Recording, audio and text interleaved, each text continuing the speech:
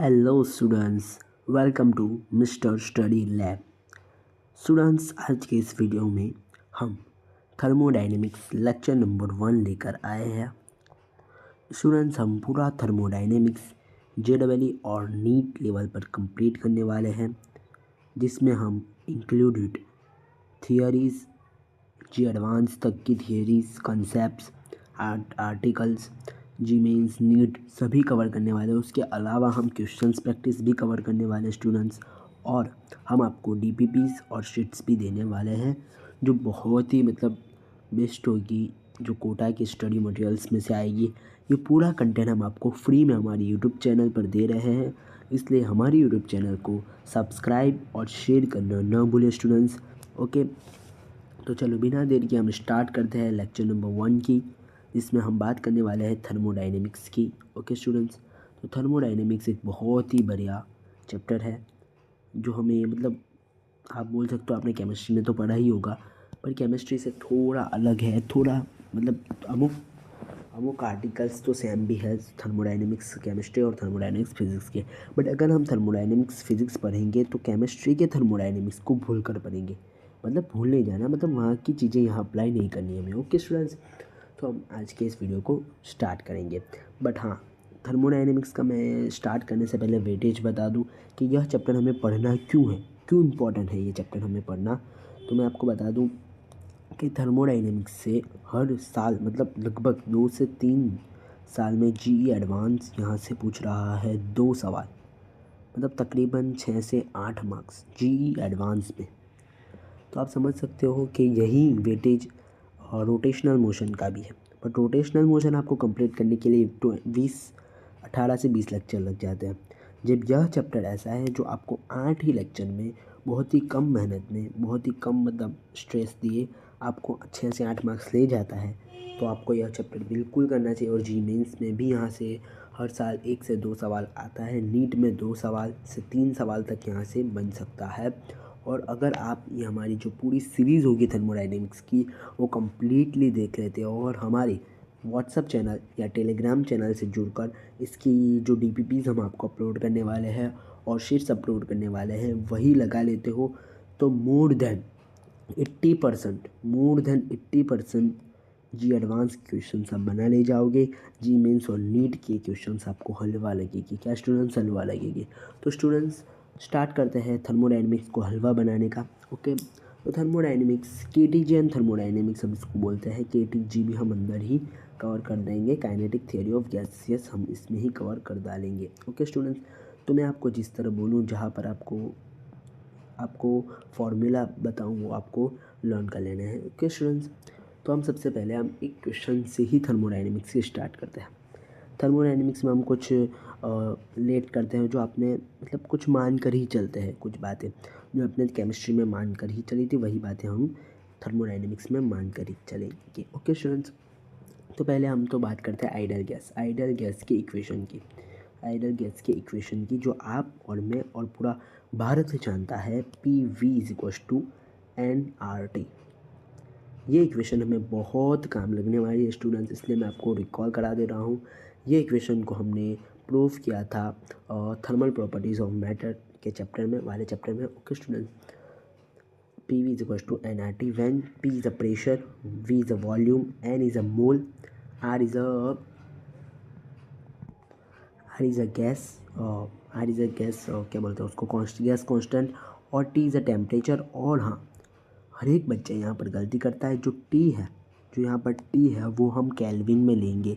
हाँ, पूरे चैप्टर में, थर्मल प्रॉपर्टीज़ ऑफ मैटर वाले चैप्टर में और यह चैप्टर में, यहाँ हम टेम्परेचर केल्विन में लेंगे, क्योंकि टेम्परेचर का ऐसा यूनिट केल्विन है। ओके स्टूडेंट, तो ये बात को आपको बहुत ध्यान रखना है। यहाँ से ही क्वेश्चंस स्टार्ट होता है कि आप अगर टेम्परेचर को आपने सेल्सियस में ले लिया, आप पूरा फंडा सही लगा रहे हो, कैलकुलेशन भी सही कर रहे हो, बट आपका आंसर रॉन्ग आ जाएगा कि आपको टी केल्विन में लेना है। ओके स्टूडेंट्स, तो ये बात याद रखनी है पूरे चैप्टर के दौरान। ओके, PV = NRT ये हमारा फॉर्मूला था। अब इस पे से हमने एक दूसरी आइडियल गैस की इक्वेशन निकाली।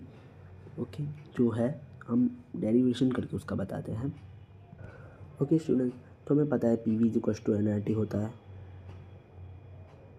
ओके, इसे हम साइड पे रखते हैं। बट हमें पता है वो भी कि रो मतलब कि डेंसिटी बराबर होता है m/v, मास अपॉन वॉल्यूम, हाँ या ना? Yes sir. तो rho v is equal to क्या हो जाएगा, v volume is equal to m/रो लिख सकता हूँ, हाँ लिख सकते हो सर।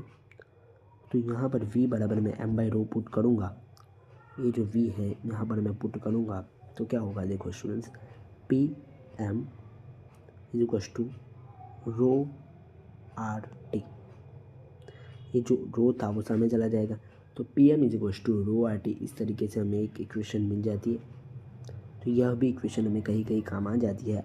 यहाँ पर n1 लेकर हम n1 इंक्लूड करते हैं, बस इसकी बहुत काम नहीं हमें आता, कई कई जगह पर यह इक्वेशन भी यूज़ हो जाती है, तो हमें लर्न होनी चाहिए यह इक्वेशन भी। ओके स्टूडेंट्स, तो अब हम स्टार्ट करते हैं काइनेटिक थियोरी ऑफ गैसेस। इसमें हमें कुछ बातें याद रखकर चलनी है, मतलब कुछ फॉर्मूलाज हैं जहाँ से सीधा जी मेंस क्वेश्चंस पूछा करता है। जी मेंस का फेवरेट टॉपिक है, पर हम इस टॉपिक को क्वेश्चंस के जरिए समझेंगे, मतलब पहला क्वेश्चन करेंगे फिर उसके आर्टिकल को समझेंगे। ओके, क्वेश्चंस में ले रहा हूँ। Suppose we have 10 gram particle, sorry it's okay, मैं क्वेश्चन लिखता नहीं हूँ क्योंकि लिखने में बहुत टाइम हमारा वेस्ट हो जाता है। सपोज़ करो कि हमारे पास 10 गैस के पार्टिकल है। अच्छा, 10 गैस के पार्टिकल, अब जो भी गैस के पार्टिकल होंगे उनकी स्पीड तो अलग अलग होगी स्टूडेंट्स। मेरे पास एक कंटेनर है, उसमें गैस के पार्टिकल है, हाँ है, तो उसकी स्पीड अलग अलग होगी। हाँ, स्पीड तो सर अलग ही होंगी ना। तो सपोज़ करो कि 10 मैं गैस के पार्टिकल ले रहा हूँ, 2 4 6 8 8 2 1 1 3 1 4 1 2 3 4 5 6 7 8 9 10 हो गए। तो बस हम यहाँ तक, इतने हमारे पास क्या है, तो गैस के पार्टिकल है सपोज। तो अब हमें फाइंड करना है, फाइंड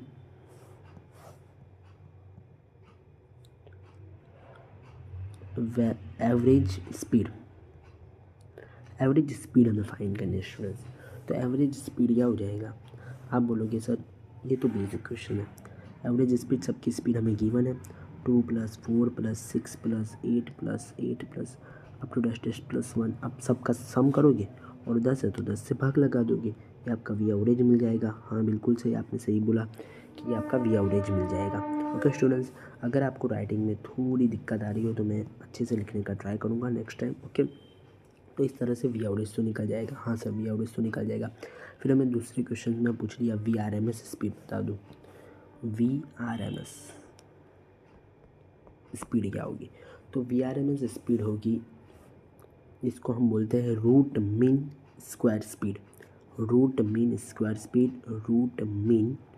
स्क्वायर स्पीड, ये मैं क्वेश्चंस के जरिए ही आपको समझाऊंगा तो आपको समझ में आ जाएगा। V R M S speed क्या होगा, तो वी आर एम एस लिख देंगे हम इक्वल टू, हमें रूट लेना है किसका, ये सब का स्क्वायर करना है हमें, 2 square + 4 square + 6 square, okay students, +8 square +8 square, इसी तरीके से पूरा सम करना है और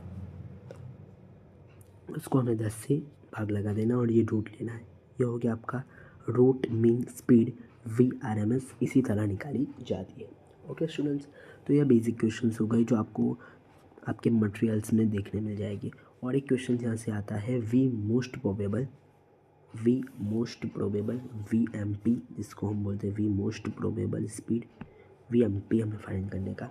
तो वी एम पी हम किस तरह फाइंड करते हैं स्टूडेंट्स, तो वी एम पी के लिए हमें मोस्ट प्रोबेबल, एम पी का मतलब होता है मोस्ट प्रोबेबल, मध्य प्रदेश नहीं, मोस्ट प्रोबेबल होता है। Okay, most probable,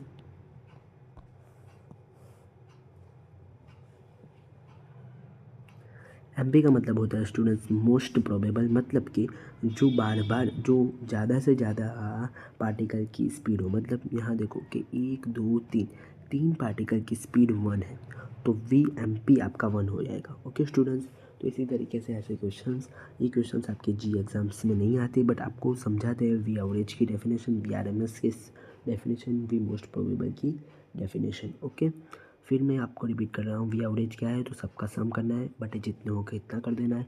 we R M S में क्या करना है, और रूट लेना है, और जितनी भी स्पीड है उनका स्क्वायर करना है, बटे जितने पार्टिकल है उनसे भाग लगा देना है। ये मोस्ट प्रोबेबल सबसे ज़्यादा जो स्पीड आ रही है, रिपीट हो रही है, वही होगा। ओके स्टूडेंट्स, चलो अब हम कुछ बेस्ट जो जी मीन्स का बेस्ट टॉपिक है, मतलब जहाँ से बेस्ट बहुत से PYQ निकल सकते हैं, पहले हम उस टॉपिक को समझेंगे, फिर उस पर आए हुए PYQ को समझने का ट्राई करेंगे। Okay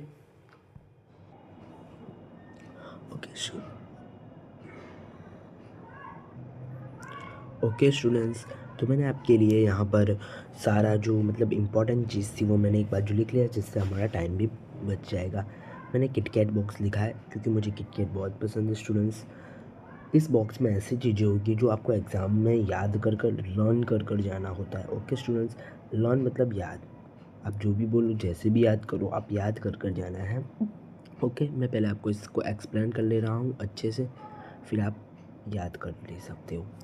velocity average proper sign के साथ वेलोसिटी अगर हो, मतलब कि वेलोसिटी एवरेज और ये वी एवरेज, ये स्पीड है और ये वेलोसिटी है। स्पीड में डायरेक्शन मैटर नहीं करती, बट वेलोसिटी में डायरेक्शन मैटर करती है। तो प्रॉपर वेलोसिटी को हम अगर उनका एवरेज लें तो वो 0 आएगा। ओके, और स्पीड का एवरेज लेंगे तो किस तरह लेने का वो हमने आपको बता दिया। और फिर हमने उसका मतलब हम कोई भी गैस हमें दिए हो तो उसका हमें पार्टिकल्स थोड़ी दिए होंगे कि 10 पार्टिकल है, 20 पार्टिकल है, 30 पार्टिकल है, तो हमें मोल दिए होंगे, ऐसा कुछ दिया होगा, टेम्परेचर दिया होगा, तो ऐसा कुछ दिया होगा। तो ऐसा कुछ दिया हो तो फिर हमें ढूंढना आना चाहिए। तो हम उसके लिए हमारे पास ये सूत्र, ये फॉर्मूला है, जिसे हमें लर्न करना है। Okay, V N sorry V average is equal to under root of 8RT/πm। Okay students, R यहाँ पर जो आपका है वही है, और टी यहाँ पर टेम्परेचर है, याद रहे टी केल्विन में है। ओके, और एम आपका मोलर मास है। ओके स्टूडेंट्स, मैं आपको क्वेश्चंस भी कराऊंगा और यही फार्मूला पर, डायरेक्ट यही फार्मूला पर एकदम इजी फार्मूला बेस्ड क्वेश्चन जी मेंस में आया हुआ है। तो ये वी एवरेज हो गया। VRMS हमने देखा कि भाई अंडर रूट में V1² + V2² +Vn² करके हम n से भाग लगा देंगे। और इसका भी एक फार्मूला है under root of 3RT/m, under root of 3RT/m। Okay students, यहाँ m मोलर मास है और t जो टेम्परेचर है। ओके, और v मोस्ट प्रोबेबल स्पीड का भी फार्मूला है under root of 2RT/m। Okay students, और एक हमें ये जो ऑर्डर है वो भी याद रखना है। VRMS सबसे ज़्यादा होता है, उसके बाद V एवरेज होता है, फिर V मोस्ट प्रोबेबल होता है, और फिर वेलोसिटी एवरेज जो 0 होता है। वो मैंने यहाँ पर लिख लिया है, जो आपको याद रखना है। यह बैठा एक मरतबा जी मीन्स के क्वेश्चंस में यह आ चुका है। इसको आप अपने ये पहले अक्सर से भी याद रख सकते हो। ओके, ये VRMS है, ये वेलोसिटी एवरेज है। ओके, और ये V मोस्ट प्रोबेबल है, और ये वेलोसिटी प्रॉपर साइन के साथ एवरेज है। ओके, इसको स्पीड बोल सकते हो आप, इसको स्पीड बोल सकते हो, और इसको वेलोसिटी बोल सकते हो। ओके स्टूडेंट्स, तो चलो मैंने एक क्वेश्चंस भी यहाँ पर लिख के रखा है जो हम सॉल्व करने का ट्राई करते हैं। ऐसे भी क्वेश्चंस आते हैं, if RMS speed of, sorry यहाँ इफ़ नहीं है, क्वेश्चंस को चेक कर ले रहा हूँ, 1 सेकंड। ओके स्टूडेंट्स, तो क्वेश्चंस ऐसा है कि find RMS speed of oxygen gas या ऑक्सीजन मॉलिक्यूल मतलब O2। Okay, at 27 degree Celsius. Okay, 27 degree Celsius temperature पर आपको क्या RMS स्पीड निकालें। सबसे पहला स्टेप आपका क्या होगा स्टूडेंट्स, तो सबसे पहला आपका स्टेप होगा 27 डिग्री सेल्सियस को केल्विन में कन्वर्ट करना। ओके, तो 27 + 273, ये आपका क्या है, टी है जो केल्विन में है। ओके, ये हो जाएगा आपका 300, T = 300 केल्विन। ओके, तो आपका सबसे पहला स्टेप हो जाएगा। अब VRMS का फॉर्मूला मुझे पता है, आपको भी पता है, तो सिर्फ put the value VRMS = under root of 3RT। By M. Okay students, तो अब हम यहाँ पर रखेंगे √3 आर की वैल्यू हम लेते हैं फिजिक्स में 25/3। ओके स्टूडेंट्स, ये 25/3 हम इसमें पुट करेंगे। केमिस्ट्री में कभी कभी अलग होती है क्योंकि वहाँ यूनिट कन्वर्जेशन हो जाता है, इसलिए ओके यहाँ पर 25/3 हम लेंगे। 1 सेकंड, 25/3 × 300 अपॉन में मॉलिक्यूलर मास। अब ऑक्सीजन गैस है आपके पास, ऑक्सीजन मॉलिक्यूल है, ऑक्सीजन मॉलिक्यूल मतलब O2 है, और O2 का मॉलिक्यूलर मास 32 ग्राम होता है, आपको पता ही है। ओके, पर हम यहाँ पर ऐसा यूनिट में ले रहे हैं तो हमें इसको किलोग्राम में लेना होगा, तो 32 × 10⁻³ kg हम ले लेंगे यहाँ पर। ओके, तो मैं ये ले रहा हूँ 32 × 10⁻³ ओके। अब आप कुटर पुटर करोगे और आंसर निकालोगे, वो आपका एग्जैक्ट आंसर हो जाएगा। ओके स्टूडेंट्स, चलो ओके स्टूडेंट्स, तो अब हाँ, एक क्वेश्चंस में जी मेंस में आया हुआ था, मैंने देखा कि VRMS स्पीड किसके प्रोपोर्शनल है, वो पूछ लिया VRMS स्पीड किसके प्रोपोर्शनल है। तो आप देख सकते हो VRMS स्पीड का हमने फॉर्मूला लिखा √3 RT/m। ओके, यहाँ 3 कांस्टेंट है, R कांस्टेंट है, टेम्परेचर बदलाएगा, मॉलिक्यूलर मास कांस्टेंट है, तो VRMS स्पीड वो सीधा प्रोपोर्शनल है टेम्परेचर के। स्टूडेंट्स, किसके? टेम्परेचर की। जो टेम्परेचर बढ़ेगा तो VRMS स्पीड भी बढ़ जाएगी, अगर टेम्परेचर डिक्रीज़ हो जाएगा तो VRMS स्पीड भी डिक्रीज़ हो जाएगी। तो ये पॉइंट आपको नोट डाउन करके रखना है, क्योंकि एक मरतबा यहाँ से जी मेंस से क्वेश्चन पूछ लिया है। या फिर जी मेंस किस तरह आपको क्वेश्चन देगा कि भाई O2 गैस है, O2 ऑक्सीजन का जो वो मॉलिक्यूल है, उसकी VRMS स्पीड इतने टेम्परेचर पर इतनी थी और इतने टेम्परेचर पर कितनी होगी। या तो फिर पूछ लेगा कि दोनों का रेशियो बता दो, ऐसा कुछ भी पूछ सकता है, यही फार्मूलाज से पूछेगा। इसलिए मैं बोल रहा हूँ कि ये फार्मूलाज आपको लर्न होने चाहिए और ये ऑर्डर आपको याद रखना है। ओके स्टूडेंट्स, चलो अब अपने नेक्स्ट टॉपिक पर चलते हैं जो बड़ा इंटरेस्टिंग है। ओके स्टूडेंट्स, तो नया टॉपिक है हमारा डिग्री ऑफ फ्रीडम। एकदम लाइट मोड से इसको आपको लेना है, बहुत इतना हार्ड या टॉपिक या आपको डेफिनेशन याद रखनी है या इसका कंसेप्ट को याद रखने की ज़रूरत नहीं है। मैं जितना बोलूँ बस इतना याद रख कर चलोगे, आपके एग्ज़ाम के हर एक क्वेश्चंस बन जाएंगे। स्टूडेंट्स, डिग्री ऑफ फ्रीडम का पहले हम मतलब समझते हैं, जो काम का नहीं है पर मेरा पढ़ाने का मेरा फ़र्ज़ है, इसलिए आप समझ सकते हो।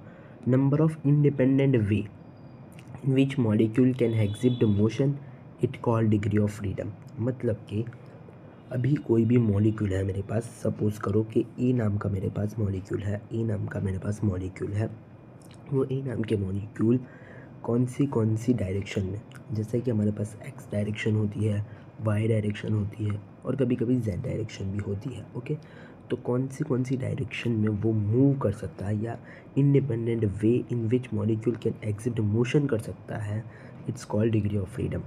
ओके स्टूडेंट्स, कौन सी डायरेक्शन में वो जा सकता है, कौन सी डायरेक्शन में अपनी एनर्जी को फैला सकता है, उसी को बोलते हैं हम डिग्री ऑफ फ्रीडम।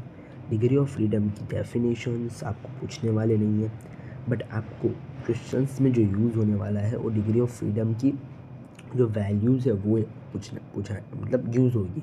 हर एक फार्मूलाज में आने वाले इस चैप्टर के हर एक फार्मूलाज में डिग्री ऑफ फ्रीडम की वैल्यूज़ यूज़ होगी। किसके लिए कितनी वैल्यूज़ होती है वो मैं अब आपको बताने जा रहा हूँ, जो आपके लिए बहुत महत्वपूर्ण है स्टूडेंट्स, तो ध्यान रखना है आपको यहाँ पर। Okay, it's denoted by F से डिनोट करते हैं हम इसको।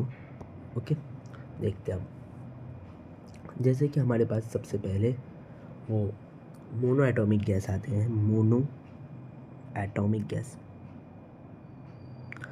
एटॉमिक कितने आपने केमिस्ट्री में पढ़ा ही होगा। मोनो एटॉमिक मतलब कि एक परमाणु या अथवा एक अणु वाला, जैसे कि एग्जांपल्स के तौर पर मैं लूँ, हीलियम है, नियॉन होगा इसमें, ओके, आर्गन होगा, नियॉन, आर्गन, क्रिप्टॉन, ये सब मोनो एटॉमिक है, मतलब अकेले। ओके, अकेला परमाणु, ओके, अकेले परमाणु या इसको भी बोलते हैं। केमिस्ट्री आप मुझसे अच्छी जानते हो। ओके स्टूडेंट्स, तो यहाँ क्या तो ये सब इसके एग्जाम्पल्स हैं। क्या है इसके एग्जाम्पल्स? ओके, राइटिंग समझ में ना आते हो तो मैं आपसे बेटर निकालता हूँ। ओके, ट्राई कर रहा हूँ आपसे। तो इन सभी के लिए मोनो एटॉमिक गैस जितने भी है उनके लिए बेटा डायटोमिक जो डिग्री ऑफ फ्रीडम होगा वो होगा 3। F बराबर कितना होगा? 3 होगा। मैं इसको अच्छे से नीचे लिख रहा हूँ। मोनो एटॉमिक के लिए F इज इक्वल टू 3 होगा। Okay, F is equal to 3 होगा। ये आपको याद कर जाना है। यहाँ भी आपको हीलियम, नियॉन, आर्गन, ये आर्गन है। ओके, आर्गन जैसी कुछ भी दिखे तो आपको सीधा डिग्री ऑफ फ्रीडम 3 याद आना चाहिए। आप तब याद करने नहीं बैठोगे कि भाई डिग्री ऑफ फ्रीडम की डेफिनेशन क्या थी, इस तरह। तो आपको यही याद होना चाहिए। ओके, फिर और हाँ, मैं आपको आपकी जानकारी के खातिर बता देता हूँ, ये Vx, Vy और Vz होगा। मतलब कि 3 जो डायरेक्शन है वो एक x में होगी, एक y में होगी, एक z में होगी। ओके, ऐसी तरह होगी। ये हमें कुछ इसकी ज़रूरत नहीं है, बस हमें ये याद होना चाहिए कि मोनो एटॉमिक गैस जहाँ पर भी आएगा वहाँ डिग्री ऑफ फ्रीडम हम 3 लेकर चलेंगे। ओके, चलो फिर आगे बढ़ते हैं। डायटोमिक के लिए हम बात करते हैं डायटोमिक गैस। मतलब कि एग्जाम्पल्स के तौर पर मैं लूँगा इसमें, आई थिंक मुझे लेना चाहिए एग्जाम्पल के तौर पर इसमें O2 है। ओके, N2 हो गया, O2, N2, H2, यही आपको दिए जाएंगे एग्ज़ाम्स में, N2, O2, H2, okay, etcetera. तो इन सभी के लिए डिग्री ऑफ फ्रीडम की वैल्यू होती है जो स्टूडेंट्स वो 5 होती है। ओके, कितनी होती है? 5। ये आपको लर्न होना चाहिए, 5 होती है। ये किस तरह सर 5 होती है? इसमें तो सर समझे हमने Vx, Vy, Vz होती है। इसमें भी स्टूडेंट्स 3 तो Vx, Vy, Vz ही होती है, बट 2 रोटेशनल होती है। गोल भी फिर सकते हैं ना स्टूडेंट्स, इसलिए 2 रोटेशनल होती है। रोटेशनल में Wx, Wy 2 इसमें ऐड हो जाती है। कौन सी ऐड हो जाती है इसमें? इसमें Vx, Vy, Vz थी और इसमें Wx और Wy ऐड हो जाती है। ये कुछ काम का नहीं है, सिर्फ बता रहा हूँ। ओके, नॉलेज की खातिर मैं बता रहा हूँ। आपको याद क्या होना चाहिए? मोनो एटॉमिक गैस आया तो 3, डायटोमिक गैस आया तो 5 डिग्री ऑफ फ्रीडम। ओके, और इसी तरीके से हम ट्रायटोमिक के लिए भी बात करेंगे। ओके, बट हाँ, कोई रेयर केस में जी एडवांस के क्वेश्चंस में आपको डायटोमिक, अगर कोई डायटोमिक गैस है और उसे बहुत गर्म कर दिया है, बहुत उसका टेम्परेचर राइज कर दिया है, तो डिग्री ऑफ फ्रीडम के हम वैल्यू लेंगे F बराबर 7। ओके, पर ये बहुत ही रेयर केस में बनेगा स्टूडेंट्स, और जब बनेगा तब क्वेश्चंस में गिवन होगा कि डिग्री ऑफ फ्रीडम की वैल्यू F बराबर 7 लीजिए। ओके, इसका मैं लोन नहीं लेना, पर अगर कहीं दिया हो कोई क्वेश्चंस में तो हम इसका एक गलत दे दिया क्वेश्चन, या क्वेश्चन गलत, ऐसा नहीं कहना है, ऐसा हो सकता है। ओके, इसको साइड पे लिख रहा हूँ अच्छे कलर से। अगर टेम्परेचर बहुत राइज हो जाएगा तो F बराबर 7 हो सकता है, बट कब? जब temperature is more rice. Okay, बहुत ज़्यादा होगा तब। ओके, और होगा तो क्वेश्चन में गिवन ही होगा, बट ओके। फिर हम थर्ड पॉइंट की बात करते हैं, तो अब ट्रायटोमिक के लिए। ओके, ट्रायटोमिक, अब ट्रायटोमिक के दो मतलब डिफरेंट वो है, वेराइटीज़ है। ट्रायटोमिक की 2 डिफरेंट वेराइटीज़ है, एक लीनियर और एक नॉट लीनियर। एक लीनियर मॉलिक्यूल और एक non linear molecule. Linear molecule कैसे हो गए? जैसे कि जिनका शेप या जिनका ज्योमेट्री लीनियर हो, आप केमिस्ट्री में पढ़ते ही होंगे। एग्जाम्पल के तौर पर मैं ले रहा हूँ CO2, तो CO2 का शेप लीनियर आता है। ओके स्टूडेंट्स, इस प्रकार से CO2 का शेप आता है, तो ये लीनियर है, इसलिए हम इसको लीनियर बोलते हैं। तो लीनियर CO2, जितने भी लीनियर मॉलिक्यूल है उनका लिए हम डिग्री ऑफ फ्रीडम की वैल्यू 5 लेंगे। ओके, और नॉन लीनियर के लिए हम डिग्री ऑफ फ्रीडम की वैल्यू 6 लेंगे। सर एक एग्जांपल हो जाए नॉन लीनियर का, तो H2 इसका बेस एग्जांपल है। H2 नॉन लीनियर नहीं है, जो लीनियर शेप बिना का है उसमें हम 6 लेंगे। ओके, और जो लीनियर है उनमें तो हम 3 ही लेंगे। ये मतलब रेट के क्वेश्चन में ही आएगा, सबसे ज़्यादा यूज़ ये दो का आएगा mono atomic diatomic. Mono atomic के लिए डिग्री ऑफ फ्रीडम 3, डायटोमिक के लिए 5। अब मेरी जिम्मेदारी आपको क्लास में ही ये सब चीज़ें लर्न हो जाए, तो मैं एक बार फिर पूरा रिकॉल करा रहा हूँ। ओके स्टूडेंट्स, देखो हमने पहले पढ़ा डिग्री ऑफ फ्रीडम की डेफिनेशन, कोई काम की नहीं है। Degree of freedom mono atomic के लिए पढ़ा, हाँ काम का है, 3 आएगा। ओके, फिर पढ़ा हमने डायटोमिक के लिए F बराबर आता है 5 आता है, हाँ आता है बराबर। बहुत अगर गर्म कर दे तो 7 हो जाएगा, हाँ हो जाएगा। फिर हमने पढ़ा ट्राइएटॉमिक के लिए, किसके लिए पढ़ा? ट्राइएटॉमिक के लिए। ट्राइएटॉमिक में हमने 2 केस बनाए, लीनियर के लिए 5 आएगा, लीनियर के लिए 5 आएगा, और नॉन लीनियर के लिए 6 आ जाएगा। ओके, तो यहाँ तक की बात आपको क्लिक हो गई होगी और बढ़िया तरीके से आपको मतलब कंप्लीट समझ में आ रहा होगा। अब आप बोलोगे सर डिग्री ऑफ फ्रीडम से क्या जी मेंस में क्वेश्चन आएगा? नहीं बेटा, जी मेंस के हर एक क्वेश्चंस में इसका यूज़ आ सकता है। मैं आपको आगे जो फॉर्मूलाज डेरिवेशन कर बताने वाला हूँ, तो उसमें आपका इसका पूरा यूज़ आएगा, इसलिए आपको ये लर्न होना चाहिए। Okay, degree of freedom I think मेरे पॉइंट व्यू से आपको ये पूरा टॉपिक डिग्री ऑफ फ्रीडम वाला कंप्लीट हो गया होगा, क्लियर हो गया होगा। अगर क्रिस्टल क्लियर है तो कमेंट बॉक्स में बता दे भैया कि क्रिस्टल क्लियर है। अब हम अगले टॉपिक की तरफ, अगले आर्टिकल की तरफ आगे कुछ करेंगे। ओके, तो आगे हमें पढ़ना है मैक्सवेल का लॉ। मैक्सवेल का लॉ हमें याद नहीं रखना, हमें मैक्सवेल के लॉ के बारे में नहीं जानना, बट हाँ मैक्सवेल भाई ने या मैक्सवेल चचा ने, अब जो बोलो, मैक्सवेल ऑस्ट्रेलिया का प्लेयर है वो नहीं, मैक्सवेल एक बहुत ही बढ़िया वैज्ञानिक हुआ करते थे या साइंटिस्ट हुआ करते थे। उन्होंने हमें एक बढ़िया लॉ दिया थर्मोडाइनमिक्स में, पर वो लॉ हमें कोई काम का नहीं, हमारे काम का है और हमारे सिलेबस में उसका उस लॉ का फॉर्मूला। ओके, तो मैं डायरेक्ट फॉर्मूला यूज़ नहीं करूँगा, बट मैं आपको पहले बता दे रहा हूँ। डेल्टा यू क्या होता है सर? इंटरनल एनर्जी, किसी भी गैस के अंदर रहेली एनर्जी।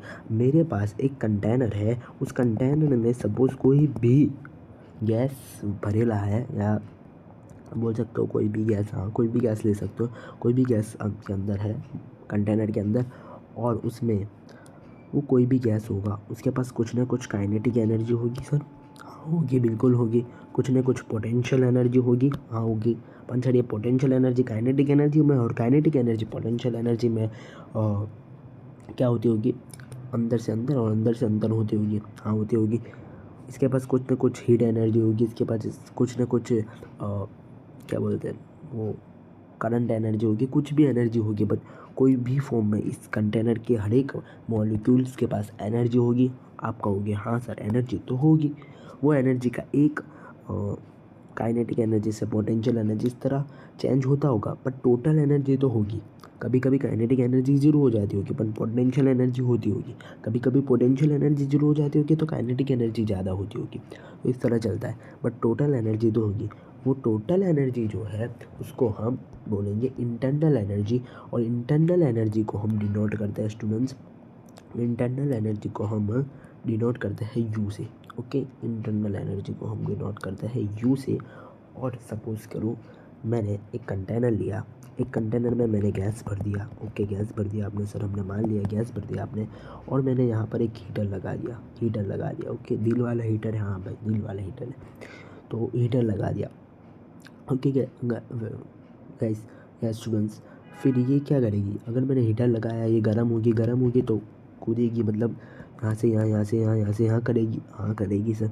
तो इसकी इंटरनल एनर्जी में जो चेंज आया, जो हमने बाहर से इंटरनल एनर्जी गिवन की उसके चलते उसकी इंटरनल एनर्जी में जो चेंज आया, उस चेंज को हम डेल्टा यू से रिप्रेजेंटेट करेंगे। मतलब कि एग्जांपल से आपको समझाने का ट्राई कर रहा हूँ। पहले हमने जब हीटर नहीं लगाया था तब इंटरनल एनर्जी सपोज करो कि 200 जूल थी। ओके, कई स्टूडेंट्स यहाँ पर ही फंस जाते यू और डेल्टा यू में। ओके, तो इसलिए मैं कंप्लीट क्लियर कराना चाहता हूँ। मैं नहीं चाहता कि आप बड़े बड़े कंसेप्ट को समझने के चक्कर में छोटे छोटे कंसेप्ट छोड़ दें या उसमें आपको डाउट रह जाए। तो अगर हमने जब पहले ये हीटर नहीं लगाया था तब सपोज करो कि हमारी गैस की एनर्जी, इंटरनल एनर्जी 200 जूल थी। ओके सर, आपने कहा तो हमने मान लिया, फिर हमने हीटर चालू किया, हीटर ने अंदर 100 जूल एनर्जी दे दी। ओके, तो टोटल एनर्जी 300 हो गई, हाँ 300 हो गई। इनिशियली ये थी, फाइनली ये है, तो डेल्टा यू पहले ये था, you initial, it is a you final, और डेल्टा यू 100 जूल है। भाई कितना फेरफार आया, कितना परिवर्तन आया, ओके, कितना मतलब वो आया, क्या कहते हैं उसको, इंग्लिश वर्ड इसके मस्त है बट मुंह पे नहीं आ रहा। इट्स ओके, आप समझ ही रहे होगे। इसमें डिफरेंट है दोनों के बीच में, डेल्टा यू इनिशियली और फाइनल इंटरनल एनर्जी का डिफरेंट है, ओके। तो अब हमें जो मैक्सवेल चचा थे उन्होंने एक लॉ बताया, एक स्टेटमेंट बताया, उस पर से हमने एक फार्मूला बनाया, वो मैं आपको बताने जा रहा हूँ, पर आपको ये क्रिस्टल क्लियर हो तो ओके। ओके स्टूडेंट्स, तो अब मैक्सवेल लॉ की बात करते हैं। तो मैक्सवेल ने क्या कहा कि चेंज जो इंटरनल एनर्जी होगी वो प्रोपोर्शनल होगी टी के टेम्परेचर के, ओके। मतलब उसने एक फॉर्मूला दिया, U is equal to NRT/2। किसी भी जो गैस होगी उसकी इंटरनल एनर्जी इसके बराबर होगी when N is a mole, okay, N is a mole, R आपका जो है वही है F डिग्री ऑफ फ्रीडम जो हमने याद किया है। अब यहाँ पर गैस दी होगी मोनोएटॉमिक, तो हम डिग्री ऑफ फ्रीडम लेंगे 3, और डायटोमिक दी होगी तो हम लेंगे 5, ओके। इस तरह अभी हमने पीछे देखा वो इसी तरह हम चलेंगे, ओके। और टी टेम्परेचर है, ओके। यहाँ तक की बात है आपको क्लिक हो गई, okay. U is proportional to T. अब हमें निकालना है change in internal energy, change in internal energy. ये पूरा टर्म कांस्टेंट है, ये पूरा टर्म कांस्टेंट है। तो चेंज इन इंटरनल एनर्जी कब होगा, मतलब कि इंटरनल एनर्जी में चेंज कब आएगा, जब मैं टेम्परेचर में चेंज लाऊंगा तभी इंटरनल एनर्जी में चेंज आएगा, ओके। तो डेल्टा यू मतलब change in internal energy is equal to NRF delta T upon 2। मतलब कि टेम्परेचर में जितना फेरफार आया ये वो है चेंज इन टेम्परेचर। मतलब कि स्टार्टिंग में मेरे पास 20 डिग्री सेल्सियस टेम्परेचर था और एंडिंग में 30 डिग्री सेल्सियस टेम्परेचर हो गया, तो यहाँ 10 का जो क्या कहते हैं डिफरेंस आया, तो मैं डेल्टा टी की जगह 10 रख दूँगा, तो मेरा आंसर गलत हो जाएगा, क्योंकि यहाँ जो टेम्परेचर है वो केल्विन में लिया जाएगा। तो मैं इस 20 डिग्री सेल्सियस को केल्विन में कन्वर्ट करूँगा, फिर 30 डिग्री सेल्सियस को केल्विन में कन्वर्ट करूँगा, और उनके बीच में जो डिफरेंस होगा उसे हम डेल्टा टी बोलेंगे, ओके। तो ये आपका फॉर्मूला होगा, मैं इसको अच्छे से लिख ले रहा हूँ यहाँ पर, इसको आपको क्लियर हो जाए, क्लैरिटी आ जाए क्या हो रहा है भैया, हाँ ओके। इसको अच्छे से मैं लिख रहा हूँ, delta U is equal to, आपको जो लर्न करना है, delta U is equal to NFR delta T upon 2। Delta U is equal to नफ़रत बटे 2, इस तरह से याद रख सकते हैं, नफ़रत बटे 2, नफ़रत बटे 2, ओके। तो ये फॉर्मूला आपको लर्न होना चाहिए क्योंकि हर एक क्वेश्चन में इसका यूज़ आ सकता है, okay. Delta U is equal to NFR delta T upon 2, okay, नफ़रत बटे 2, इस तरह हम याद रखेंगे इसे। मेरे पास सपोज करो मेरे पास एक डब्बा है, डब्बे में गैस भरा हुआ है, अच्छा गैस भरा हुआ है हाँ, और मैंने इसका टेम्परेचर क्या किया, राइज़ कर दिया, मतलब टेम्परेचर बढ़ा दिया। अगर मैं टेम्परेचर बढ़ाऊँगा तो ये टर्म पॉजिटिव हो जाएगी, अगर ये टर्म पॉजिटिव हो जाएगी तो डेल्टा यू पॉजिटिव हो जाएगा, मतलब कि डेल्टा यू पॉजिटिव हो जाएगा। मैं जैसे ही टेम्परेचर राइज़ करूँगा तो डेल्टा यू पॉजिटिव हो जाएगा, और मैं टेम्परेचर इसका डिक्रीज़ कर दूँगा तो डेल्टा यू निगेटिव हो जाएगा, ओके। क्योंकि यहाँ देखो, अगर मैंने टेम्परेचर कम किया तो डेल्टा टी नेगेटिव हो गया, क्योंकि पहले सपोज़ किया कि मेरे पास पहले 100 केल्विन टेम्परेचर था, उसको मैंने घटाकर 80 केल्विन कर दिया, तो चेंज इन टेम्परेचर 20 हो गया, -20 हुआ, क्योंकि फाइनल माइनस इनिशियल करना है। डेल्टा टी का मतलब यहाँ पर क्या है वो मैं आपको बता दे रहा हूँ, साइड पर लिख दे रहा हूँ, ओके। डेल्टा टी मतलब है final temperature minus initial temperature, okay. तो मैं टेम्परेचर को घटाऊंगा तो मेरा डेल्टा यू निगेटिव हो जाएगा, और मैं टेम्परेचर को कांस्टेंट रखूँगा, टेम्परेचर विल बी कांस्टेंट, मतलब टेम्परेचर में कोई भी मैं मतलब चेंज नहीं लाऊंगा, फेरफार नहीं लाऊंगा, डेल्टा टी मतलब कि ज़ीरो हो जाएगा। डेल्टा टी अगर ज़ीरो हो गया तो ये पूरा टर्म ज़ीरो हो जाएगा और डेल्टा यू ज़ीरो हो जाएगा। मैं यहाँ डेल्टा यू की बात कर रहा हूँ स्टूडेंट्स, मैं यहाँ यू की बात नहीं कर रहा हूँ, डेल्टा यू की बात कर रहा हूँ। और हमें अमूमन डेल्टा यू के साथ ही खेलना होता है क्वेश्चंस में। ओके, आपको इस तरह के क्वेश्चंस देखने मिल जाएंगे चेंज इन इंटरनल एनर्जी पर, जो हम आगे करेंगे। अब हम थोड़ी बात कर रहे हैं work done by the gas की। सर क्या work done by the gas, मैं किस तरह बात कर रहा हूँ? देखो, मेरे पास सपोज़ करो कि यहाँ पर मेरे पास गैस है और यहाँ पर एक पिस्टन लगा हुआ है, यहाँ पर गैस थे, गैस के मॉलिक्यूल थे। ओके, और यहाँ पर ही ये यहाँ पर ये पिस्टन था और मैंने यहाँ पर हीटर लगा दिया। सपोज़ करो कि मैंने यहाँ हीटर लगाया तो जो मॉलिक्यूल्स होंगे उसमें आपस में टकरार बढ़ेगी और वो आपस में टकराने के बाद यहाँ पर टच होगी, आएगी, टच होके वापस जाएगा, टच होके वापस जाएगा। इसके चलते ये पिस्टन पर प्रेशर लगेगा। अरे हाँ या ना, प्रेशर लगेगा। अच्छा गुरुजी, प्रेशर लगेगा, आपकी बात तो सही है, प्रेशर लगेगा। प्रेशर लगने के कारण ये पिस्टन ये जो पिस्टन है, मैं इसको आपको दिखा रहा हूँ। ये पिस्टन रुको, ये पूरी पिस्टन में आनी चाहिए। हाँ, ये पिस्टन आगे मूव हो जाएगी। ये पिस्टन यहाँ पर टेम्परेचर राइज हुआ तो मतलब यहाँ पर टच आने लगा, यहाँ पर प्रेशर लगा, फोर्स लगने के कारण ये जो पिस्टन होगी वो आगे खिसक जाएगी। ओके, आगे खिसकेगी और ये आगे जो खिसकी तो उस पर कुछ ना कुछ वर्क हुआ। वो वर्क हमें निकालना है, work done by the gas, जिसको कहते हैं work done by the gas. Okay, कि इस गैस के द्वारा कितना कार्य हुआ, कितना काम हुआ। ओके, इसको बोले हम work done by the gas. Okay, तो वो कितना होगा वो हमें निकालना होता है। तो work done by the gas जो होगा वो फोर्स इंटू डी एक्स के बराबर होता है। फोर्स इंटू डी एक्स होता है। तो integration of force into d x, क्योंकि work done by the gas हमें छोटे के लिए निकालना है।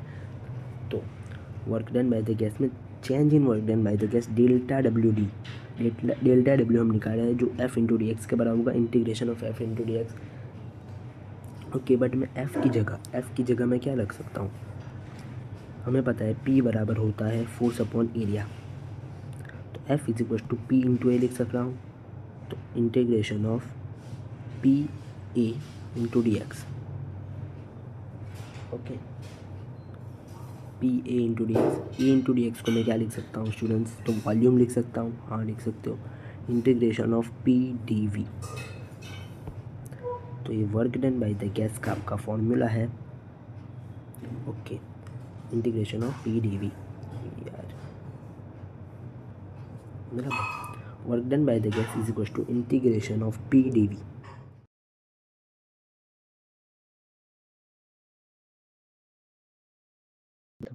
डेरिवेशन याद नहीं रखना है आपको, आपको यह फॉर्मूला याद रखना है। तो मैं आपको बता दूं ओवरऑल आपको क्या याद रखना है स्टूडेंट्स। तो आपको सबसे पहले याद रखना है delta U is equal to N F R delta T upon two, ये बिल्कुल याद रखना है। ओके स्टूडेंट्स, और work done by the gas is equal to integration of P D V, ये दो फॉर्मूला आपको याद रखने हैं। ओके, अब चलो हम इस फॉर्मूले का थोड़ा एनालिसिस करते हैं। इफ़ ये वॉल्यूम है वो वॉल्यूम बढ़ेगा, इफ़ वॉल्यूम बढ़ेगा तो work done by the gas क्या हो जाएगा स्टूडेंट्स? पॉजिटिव हो जाएगा। और work done by the gas positive हुआ तो गैस एक्सपांड करेगी। क्या करेगी? गैस एक्सपांड करेगी, एक्सपैंड भी बोल सकते हो आप, मतलब गैस भरेगी। किस तरह सर? फील नहीं आई? तो रुको मैं आपको फील दिलाने का काम करता हूँ। ये फॉर्मूला आपको याद रखना है। ओके, और मैं यहाँ पर इसी कंटेनर से चलो दूसरा कंटेनर बना ले रहा हूँ आपके लिए। सपोज करो कि मेरे पास यहाँ एक ऐसा कंटेनर है, यहाँ पिस्टन लगा हुआ है। ओके, ये पिस्टन है। अगर मैं यहाँ से गैस को गर्म कर दूंगा तो गैस के जो मॉलिक्यूल होंगे वो इस पर टच होंगे, टकराएंगे, बराबर, टकराएंगे। तो ये पिस्टन जो होगी आपकी, अब जो पिस्टन होगी वो आगे खिसक जाएगी, आगे खिसकेगी तो गैस का जो वॉल्यूम है वो बढ़ जाएगा। पहले यहाँ पर थी, सपोज, डॉक्यूमेंट तो डायग्राम से मुझे समझाना पड़ेगा। ये पहले सपोज करो कि ये आपकी पिस्टन यहाँ पर थी और आपने गर्म किया तो ये हो गई ऐसा,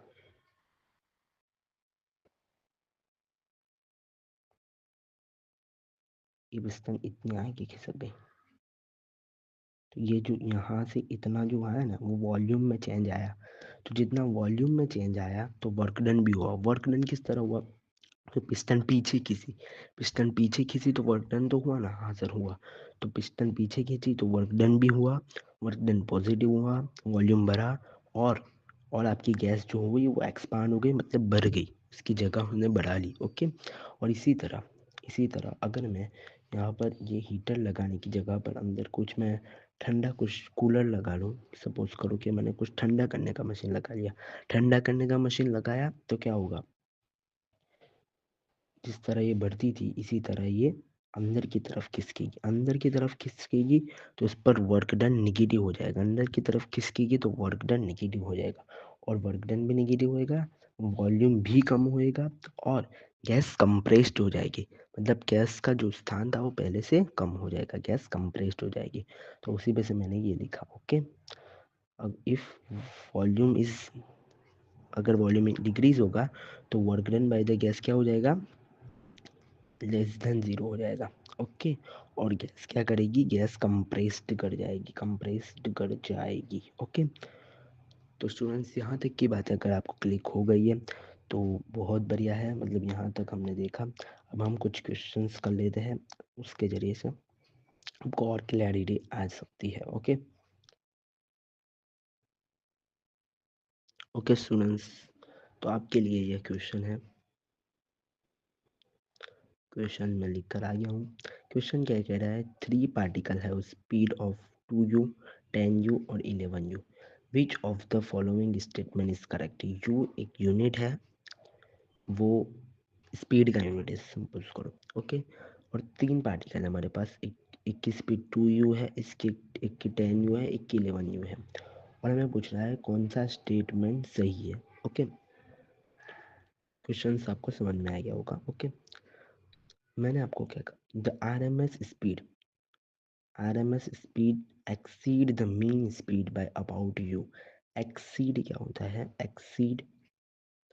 exceeds का माने होता है बड़ा। ओके।